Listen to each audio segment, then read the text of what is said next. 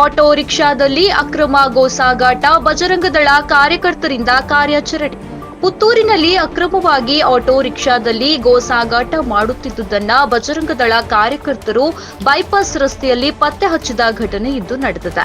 Puttur bypass ರಸ್ತೆಯಲ್ಲಿ ತೆರಳುತ್ತಿದ್ದ auto ರಿಕ್ಷಾದಲ್ಲಿ ವ್ಯಕ್ತಿಯೋರ್ವ ಗೋಸಾಗಾಟ ಮಾಡುತ್ತಿರುವ ಬಗ್ಗೆ ಮಾಹಿತಿ ಬಂದ ಮೇರೆಗೆ ಬಜರಂಗದಳ ಕಾರ್ಯಕರ್ತರು ದಾಳಿ ನಡೆಸಿದ್ದು ಜಾನುವಾರು ಸಹಿತ ಆಟೋ ರಿಕ್ಷಾವನ್ನ ಪೊಲೀಸ್ ಠಾಣೆಗೆ ಒಪ್ಪಿಸಿದ್ದಾರೆ ಎಂದು ತಿಳಿದು ಬಂದಿದೆ.